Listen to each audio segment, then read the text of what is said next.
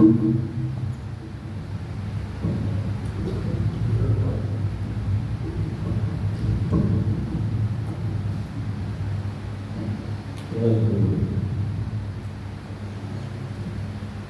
ਚਰਨਾਂ ਵਿੱਚ ਸਾਜੇ ਮੰਜੇ ਗੁਰੂ ਖਾਲਸਾ ਜੀ ਨੂੰ ਫਤਿਹ ਬੁਲਾਓ। ਵਾਹਿਗੁਰੂ ਜੀ ਕਾ ਖਾਲਸਾ, ਵਾਹਿਗੁਰੂ ਜੀ ਕੀ ਫਤਿਹ। ਆਪ ਜੀ ਸਾਰੇ ਜਾਣਦੇ ਹੋ ਜੀ ਨੂੰ ਸੰਬੋਧਨ ਕਰਦੇ ਹੋਏ ਇਸ ਸੰਸਾਰ ਤੋਂ ਸਦਾ ਵਾਸਤੇ ਚਲੇ ਗਏ ਹੈ। ਸੁਰਾਂ ਦੇ ਸੰਬੰਧ ਵਿੱਚ ਅੰਤਮ ਅਰਦਾਸ ਕਰਨ ਵਾਸਤੇ ਅੱਜ ਅਸੀਂ ਸਾਰੇ ਇਕੱਤਰ ਹੋਏ ਹਾਂ। गुरु का फरमान है, जो है सो जलसी सब कोई आई भाई है, मरल खाए मंडल में आए, जिसकी भुखे औध जिसे कौन रखे। गुरु बादशाह कहते हैं, जिसकी बस सोई ले जाएगा रोज किसे सोई जाए।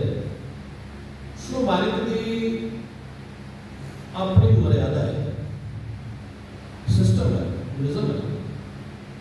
ਉਹਦੇ ਵਿੱਚ ਜੋ ਵੀ ਆਉਂਦਾ ਹੈ ਚਲੇ ਜਾਣਾ। ਮਾਲਕ ਦਾ ਨਿਯਮ ਹੈ, ਕਾਨੂੰਨ ਹੈ।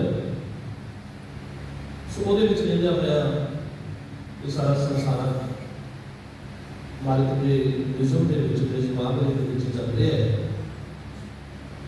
ਪਰ ਦੁੱਖ ਹੁੰਦਾ ਹੈ ਜਦੋਂ ਕਿ ਆਪਣਾ ਪਿਆਰਾ चला जाता है इस संसार को, तो फिर क्योंकि बहुत ही अंदर वो बचे हुए हैं, दुख लगता है। फिर यो जी शख्सियत बेबी सतविंदर कौर जिन समर्पित रही है धन गुरु ग्रंथ साहिब महाराज जी को, जिन्होंने अपना काफ़ी समा बच्चों को खास करके सिक्खी के नाल जोड़न का यत्न किया है। बाणी सिखाने, गुरमत विद्या, इस संगीत इन रचना का बहुत बड़ा योगदान रहे। सो समा ज़्यादा नहीं लगा क्योंकि समा सब अपने जानते हैं। साढ़े को बहुत सारे शख्सियत धार्मिक शख्सियत विराजमान ने, तो मैं बेनती कराँगा कि पहला साढ़े को साढ़े सरदार बलविंदर सिंह जी वो थोड़े कुछ समय वास्ते आप जी नाल विचारा की साझी पाएंगे। उस तो बाद सरदार यशपाल सिंह जी वो गुरमत विचारा की साझी करेंगे। उस तो बाद फिर समाप्ति होगी। आओ सब तो पहला से सरदार बलविंदर सिंह जी उन्होंने पासों विचार साझा करिए जी। वाहिगुरू जी का खालसा, वाहिगुरू जी की फतेह।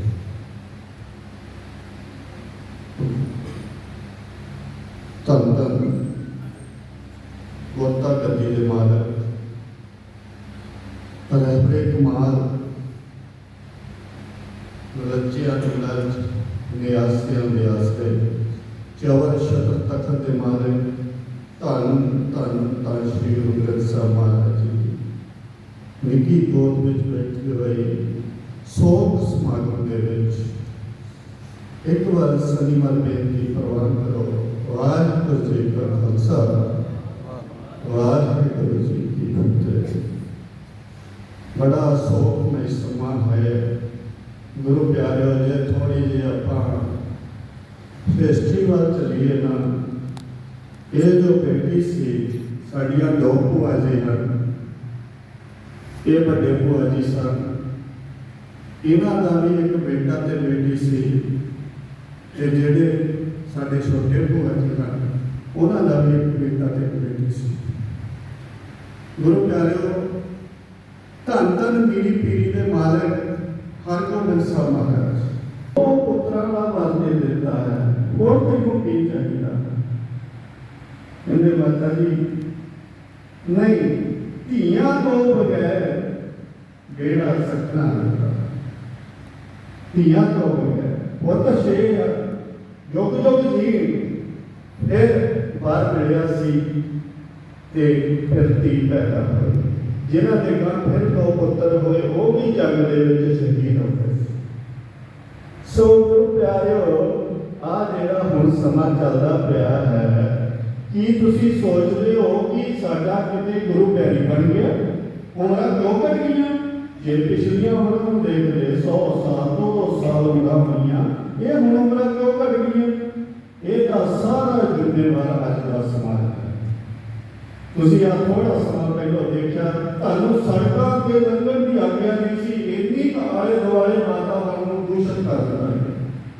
ਸਾਹ ਲੈਣਾ ਔਖਾ ਪਿਆ। ਉਸ ਬੰਦੇ ਨੂੰ ਪੁੱਛ ਕੇ ਦੇਖੋ ਜਦੋਂ ਨਵਾਂ ਹੋਇਆ ਹੋਇਆ, ਉਹਨੂੰ ਪੁੱਛ ਕੇ ਦੇਖੋ ਪ੍ਰਦੂਸ਼ਣ ਕੀ ਹੁੰਦਾ। ਧੰਨ ਧੰਨ ਪਾਤਸ਼ਾਹ ਜੇ ਪਵਨ ਗੁਰੂ ਪਾਣੀ ਪਿਤਾ ਮਾਤਾ ਧਰਤ ਮਾਤ ਅੱਜ ਦੇ ਕਾਟ ਤੀਰਥ ਹਨ, ਤੇ ਉਹ ਸਤ ਬੋਲ ਜੋੜ ਜਾਈਏ ਤੇ ਨਾਲ ਨਾਲ ਆਪਣੇ ਆਲਾ ਦੁਆਲਾ ਜਿਹੜਾ ਹੈ ਉਹਨੂੰ ਸਾਫ਼ ਰੱਖੀਏ। ਜਿਹੜੀ ਆਉਣ ਵਾਲੀ ਜਨਰੇਸ਼ਨ ਹੈ ਨਾ, ਇਹ ਜਿਹੜੀ ਸ਼ੂਗਰ ਦੀ ਬਿਮਾਰੀ ਇੰਨੀ ਵੱਧਦੀ ਪਈ ਹੈ, ਇਹਨੂੰ ਇੱਕਦਮ ਕੰਟਰੋਲ ਕਰਨਾ। ਸਾਡੇ ਡਾਕਟਰ ਸਾਹਿਬ ਬੈਠੇ ਆ, ਇੱਕ ਦਿਨ ਇਹਨਾਂ ਦੇ ਕੋਲ ਮੈਂ ਬੈਠਾ ਸੀ ਕਿ 20 ਸਾਲ ਦੀ ਪਹਿਲਾਂ ਬੱਚੀ ਹੈ, ਇੱਕ ਉਹ ਤੋਂ 15 ਸਾਲ ਦੀ ਆਈ। ਡਾਕਟਰ ਸਾਹਿਬ ਉੱਠ ਕੇ ਖੜੇ ਹੋ ਗਏ, ਇੰਨੀ ਚਿੰਤਾ ਲਈ। ਗੁਰਮੁਖ ਪਿਆਰੇ ਜਿਹੜੇ ਹਨ ਉਹ ਇੱਥੇ ਵੀ ਭਲਾ ਕਰਦੇ ਹਨ, ਅੱਗੇ ਜਾ ਕੇ ਵੀ ਭਲਾ ਕਰਦੇ ਹਨ। ਫਿਰ ਉੱਥੇ ਜ਼ਿਆਦਾ ਲੋੜ ਸੀ ਉਹਨਾਂ ਦੀ, ਇਸ ਕਰਕੇ ਚਲੇ ਗਏ। ਮਾਂ ਵਰਗਾ ਤਾਂ ਸ਼ਾਮਾ ਬੁੱਢਾ, ਮੈਨੂੰ ਨਜ਼ਰ ਕਿਧਰ ਨਾ ਆਵੇ, ਮਾਂ ਤੋਂ ਲੈ ਕੇ ਸ਼ਾਨਦਾਰੀ ਰੱਬ ਨੇ ਸਵਰਗ ਬਣਾਇਆ। ਉਹ ਕਹਿੰਦੇ ਮੈਨੂੰ ਨਹੀਂ ਪਤਾ ਰੱਬ ਕੀ ਹੈ, ਸਵਰਗ ਕੀ ਹੈ, ਮੈਨੂੰ ਤਾਂ ਇਹ ਪਤਾ ਮਾਂ ਦੇ ਚਰਨਾਂ ਦੇ ਵਿੱਚ ਸਵਰਗ। ਇਹ ਮਾਂ ਜਿਹੜੀ ਹੈ ਏਦਾਂ ਦੀ ਚੀਜ਼ ਹੈ। ਮਾਂ ਮਰੇ ਤਾਂ ਪੇਕੇ ਮੁੱਕਦੇ, ਪੇ ਮਰੇ ਤਾਂ ਘਰ ਖਾਰ।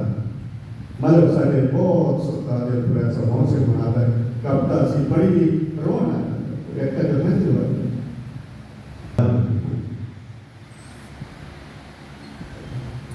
वाहिगुरु जी का खालसा वाहिगुरु जी की फतेह। इस संसार सरकार की ड्यूटी और दर्शन जी जिन्होंने अपना जो विचार अपने विचार साझे किए है, एक संदेश एक मैसेज भी देता है कि सब कुछ अकाल पुरख वाहिगुरु के भाने दे विच हो रहा है, पर साडे कोई फर्ज नहीं, ड्यूटीज ने उन्होंने फर्जा को निभाना। ये साडा भी साडी जिम्मेदारी है कि असीं वातावरण को ठीक रखना है। ते नाल इन्हां ने एक होर बहुत वधिया गल कीती है कि वध तों वध असीं जो साडे होर भी भरा ने उन्हां नूं बच्चिआं नूं गुरु ग्रंथ साहिब महाराज के नाल जोड़िए, जिवें साडी पहल होती गई है। तो ये काम है असीं निरंतर जारी रखिए। सो आओ असीं सरदार लक्ष्मण सिंह जी उन्होंने पासों गुरमत विचारां दी सांझ शबद करते हैं जी। वाहिगुरू जी का खालसा वाहिगुरू जी की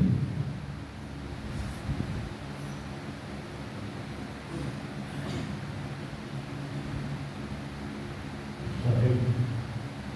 श्री गुरु ग्रंथ साहिब जी महाराज जी की पावन पवित्र विधि को विराजमान गुरु प्यारे शासन के वाहिगुरू जी का खालसा वाहिगुरू जी की फतेह। सतगुरु जी ने वो पावन पवित्र बोल जाते हैं,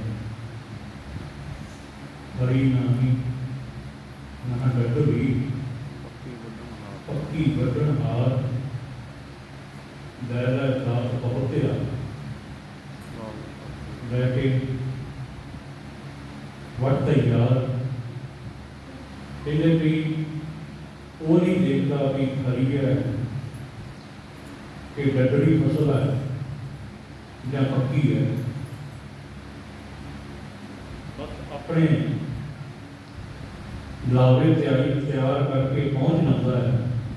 दैरा दास बहुतिया लावे का तैयार। ਜਿਹੜੇ ਲੋਕ ਖੇਤੀਬਾੜੀ ਕਰਦੇ ਉਹਨਾਂ ਨੂੰ ਪਤਾ ਹੈ ਕਿ ਕਿਵੇਂ ਵਾਢੀ ਕਰਨ ਵਾਸਤੇ ਲਾਵੇ ਜਾਂਦੇ ਸਨ ਤੇ ਵਾਢੀ ਕਰਦੇ ਨੇ। ਹੁਣ ਉਹ ਸੱਭਿਆਚਾਰ ਨਹੀਂ ਰਿਹਾ, ਪਰ ਉਸ ਪਰਮੇਸ਼ਰ ਦੇ ਜਿਹੜੇ ਲਾਵੇ ਨੇ ਉਹ ਸਦਾ ਤਿਆਰ ਰਹਿੰਦੇ ਨੇ। ਇਹ ਵੀ ਦੇਖਦੇ ਕਿ ਫਸਲ ਹਰੀ ਹੈ, ਡਗਰੀ ਭਾਗ ਕੇ ਡੋਡੀਆਂ ਤੇ ਪਹੁੰਚ ਕੇ ਦਾਣੇ ਪੈ ਗਏ ਜਾਂ ਪੱਕੀ ਹੈ ਜਾਂ ਹੁਕਮ ਹੋਆ ਕਿਸਾਨ ਦਾ ਤਾਂ ਲੋਨ ਬਣਿਆ ਕੇ ਪਤਾ। ਕਿਸਾਨ ਦੀ ਮਰਜ਼ੀ ਹੈ, ਉਹਨੇ ਆਪਣਾ ਹਿਸਾਬ ਲਾਉਣਾ ਹੈ ਕਿ ਮੈਂ ਆਪਣੇ ਖੇਤ ਵਿੱਚ ਜਾਣਾ ਹੈ ਤੇ ਖੇਤ ਵਿੱਚ ਜਾ ਕੇ ਮੈਂ ਆਪਣੀ ਫਸਲ ਜਿਹੜੀ ਹੈ ਹਰੀ ਵੱਢਣੀ ਹੈ, ਡਗਰੀ ਵੱਢਣੀ ਹੈ ਜਾਂ ਪੱਕੀ ਵੱਢਣੀ ਹੈ, ਇਹ ਉਹਦਾ ਹੁਕਮ। पर ये हुक्म करता है ना, सतगुरु जी ने धन गुरु रामदास जी महाराज जी ने एक सवाल खड़ा किया, क्या जाना कि मरेंगे, कैसा मरना होवे। मनुख ने ये गल नहीं जानी कि मैं किवें मरना। जन्म की एक्सपैक्टेशन होती है, डॉक्टर दस देते हैं कि बच्चे का जन्म कदों होने वाला, पर मरण की कोई एक्सपैक्टेशन नहीं। इस भेद को परमेश्वर ने पढ़ते हुए रखा, क्या जाना कि वो मरेंगे, कैसा मरना होवे। सतगुरु जी ने उत्तर दिता कि तू मरना सीख, जेकर साहिब मनो न असर है तो सहना मरना हो। मरने के जगत करे जीव्या लोरे सब होए, नानक ऐसी मरनी जो मरे सता सत जीवन। जो आप आपस में विचार कर रहे हैं, ये कोई श्रद्धांजलि प्रोग्राम नहीं, ना दोनों के अंदर श्रद्धांजलि का कोई कंसेप्ट है। एक गुरमत विचार है कि साढ़े सतगुरु जी ने हुक्म किया हुआ है।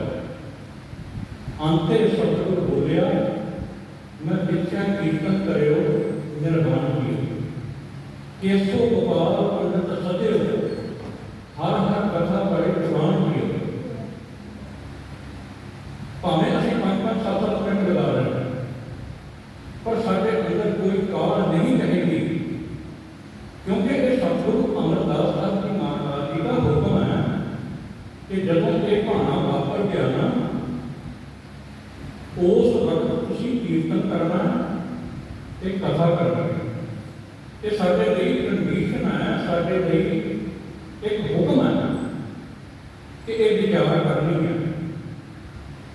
तो ये पता लग रहा है कि सहजा मरना किवें होवे। इस गुरमुख के विचारधारा के विचों ही पता लगता है। उसे विचारधारा को समर्थक पीवी श्री गुरु कौर,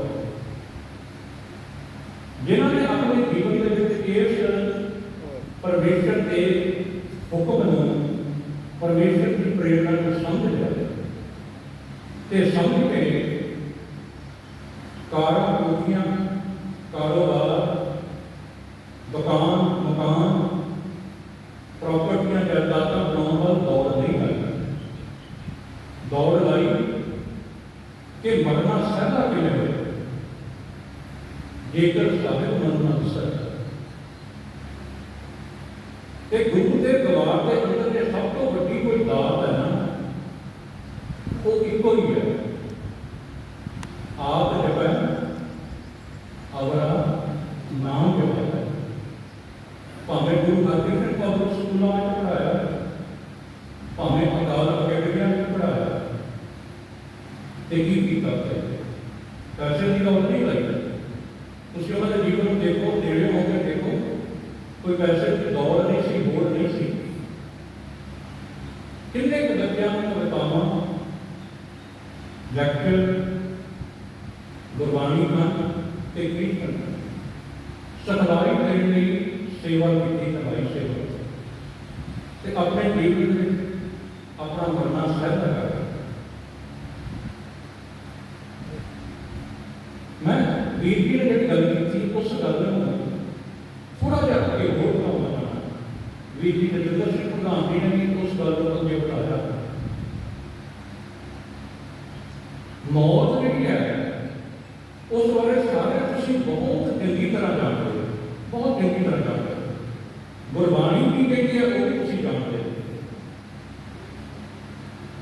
पर मैं कहता कि असीं किते ना किते रब दे नाल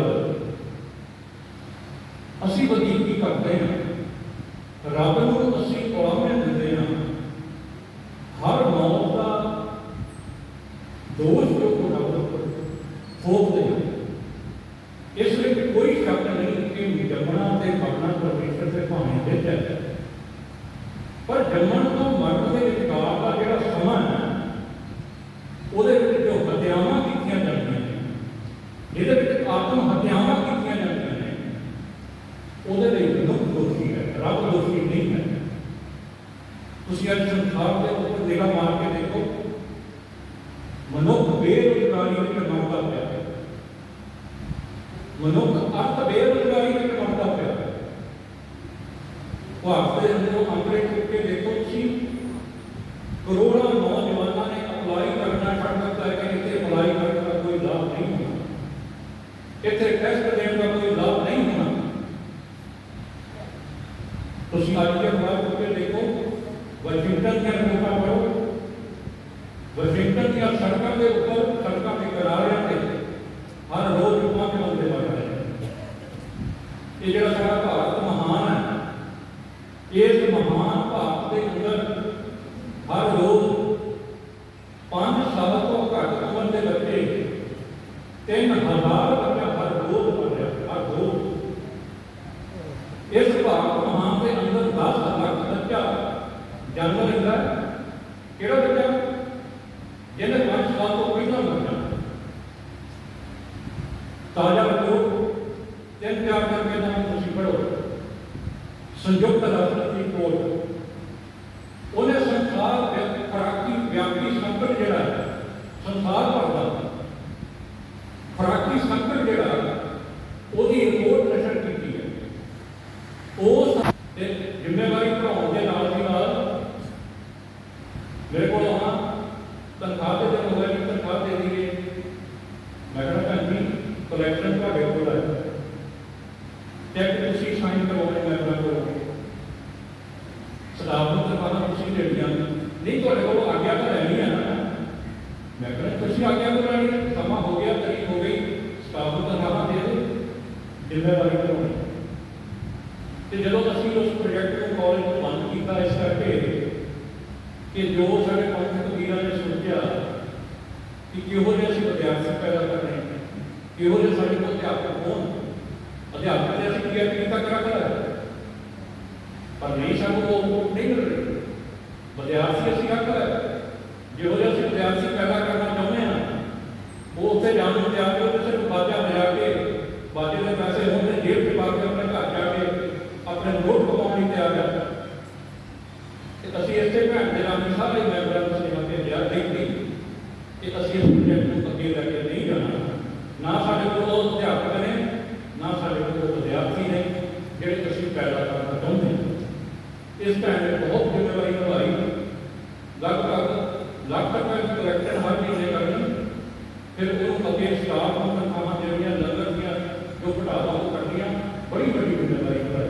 ਪਰ ਅਸੀਂ ਇਸ ਭੈਣ ਨੂੰ ਇੱਕ ਗੱਲ ਕਹੀ ਕਿ ਤੇਰੀ ਛੁੱਟੀ ਨਹੀਂ, ਤੂੰ ਇੱਥੇ ਜਿਵੇਂ ਮਰਜ਼ੀ ਰਹਿ, ਸਾਡੇ ਕੋਲ ਕੰਮ ਬਹੁਤ ਨੇ, ਅਸੀਂ ਰਿਸਰਚ ਕਰਨੀ ਚਾਹੁੰਦੇ, ਅਸੀਂ ਖੋਜ ਕਰਨੀ ਚਾਹੁੰਦੇ ਹਾਂ, ਬਹੁਤ ਕੰਮ ਪੰਜ ਸਰਕਾਰ ਦੇ ਕਰਨੇ ਚਾਹੁੰਦੇ ਹਾਂ। ਨਾ ਤੇ ਤਨਖਾਹ ਤੋਂ ਨਾ ਹੈ, ਨਾ ਤੇ ਕੰਮ ਤੋਂ ਨਾ ਹੈ। ਪਰ ਉਸ ਭੈਣ ਨੇ ਕਹਿਣਾ ਕਿ ਨਹੀਂ, ਮੈਨੂੰ ਲੱਗਦਾ ਕਿ ਮੈਂ ਵਿਹਲੀ ਬੈਠ ਜਾਂਦੀ ਹਾਂ, ਮੈਂ ਉੱਥੇ ਚਲੇ ਜਾਂਦੀ ਹਾਂ, ਮੈਂ ਉੱਥੇ ਕੰਮ ਕਰਦਾ। ਕਹਿਣ ਦਾ ਭਾਵ ਇਹ ਹੈ, ਜਿਹੜੀ ਵੀਰ ਜੀ ਨੇ ਗੱਲ ਸੁਣੀ, ਅਸੀਂ ਆਪਣੇ ਭੈਣਾਂ ਤੇ ਭਰਾਵਾਂ ਦੀ ਬਾਂਹ ਫੜ ਕੇ ਆਪਣੇ ਅੰਦਰ ਸੰਕਲਪ ਪੈਦਾ ਕਰੀਏ, ਜਿਹੜਾ ਗੁਰੂ ਨਾਨਕ ਸਾਹਿਬ ਦਾ ਘਾਹ ਲਗਾਏ ਕਿਸੇ ਹੱਥੋਂ ਦੇ ਨਾਮ ਦਾ ਪਛਾਣਿਆ ਸੀ। ਵਿਚਾਰਾਂ ਬਹੁਤ ਕੀਤੀਆਂ ਜਾ ਸਕਦੀਆਂ। ਮੈਂ ਇਸ ਭੈਣ ਨੂੰ ਜਾਣਦਾ, ਅੱਜ ਮੈਂ ਵੀਰ ਗੁਰਜੀਤ ਸਿੰਘ ਨੇ ਫੋਨ ਕੀਤਾ, ਇੱਕ ਗੱਲ ਮੌਤ ਦੇ ਸੰਬੰਧ ਵਿੱਚ ਜਾਣਾ ਸੀ ਕਿ ਦੋਨੋਂ ਥਾਂ ਤੇ ਨਾਮ ਕੀਤੀ ਸੀ ਤੇ ਸੇਵਾ ਤੇ ਸਿਮਰਨ ਨੂੰ ਭੱਜ ਕੇ ਚਾਉ ਦੇ ਨਾਲ ਜਾ ਕੇ ਸੇਵਾ ਨਿਭਾਉਂਦੇ ਸੀ। ਸਤਿਗੁਰੂ ਕਿਰਪਾ ਕਰਨ, ਦਿਲੋਂ ਸਜਣ ਅਸੀਸਾਂ ਜੋ ਹੋਗਾ ਸੱਚ ਸੁਖਦੇਵ, ਘਰ ਘਰ ਕੀ ਹੋ ਕੋਟਾ ਸਤਰੇ ਦੇ ਭਗਵਾਨ, ਸੱਜਣ ਹਰ ਸੰਗਰੀਏ ਨਾਨਕ ਦੇ ਦੇ ਭਗਵਾਨ। ਉਹ ਦਿਨ ਆ ਰਹੇ ਨੇ, ਹਰ ਕੋਈ ਆ ਰਿਹਾ, ਹਰ ਕਦੇ ਨਾਲ ਘੁੰਮ ਰਿਹਾ, ਹਰ ਕਦੇ ਉਸ ਦਿਨ ਦੇ ਉੱਤੇ ਇੱਥੋਂ ਖੂਬ ਕਰ ਜਾਣਾ। ਪਰ ਇਹਨਾਂ ਦਾ ਮਰਨਾ ਜਿਹੜਾ ਉਹ ਸਹਿਲਾ ਮਰਨਾ ਹੋਏ। ਇਸ ਪਰਿਵਾਰ ਨੂੰ, ਇਹਨਾਂ ਦੇ ਚਾਚਾ ਜੀ ਡਾਕਟਰ ਗੁਰਵੀਰ ਸਿੰਘ ਨੂੰ ਮੈਂ ਕਾਂਟੇ ਵੀ ਕਦੀ ਸਟੇਜਾਂ 'ਤੇ ਮਿਲਦਾ, ਕਦੀ ਅੰਮ੍ਰਿਤਸਰ ਵਰਗੀਆਂ ਸਟੇਜਾਂ 'ਤੇ ਮਿਲਦਾ। ਚਾਚਾ ਜੀ ਇਹਨਾਂ ਦੇ ਅਮਰਜੀਤ ਸਿੰਘ ਜੀ ਜਿਹੜੇ, ਉਹਨਾਂ ਨੂੰ ਅਕਸਰ ਆਪਾਂ ਮਿਲਦੇ ਹਾਂ। ਸਾਰੀ ਕੁਰਬਾਨੀ ਜਿਹੜੀ ਹੈ ਗੁਰਮਤਿ ਦੇ ਵਿੱਚ ਲੱਗੀ ਹੋਈ ਹੈ। ਇਹਨਾਂ ਦੇ ਪਿਤਾ ਜੀ ਕੋਈ ਮੈਂ ਮੌਕਾ ਮਿਲਿਆ ਸੀ, ਮੈਨੂੰ ਵਾਰ-ਵਾਰ ਫੋਨ ਕਰ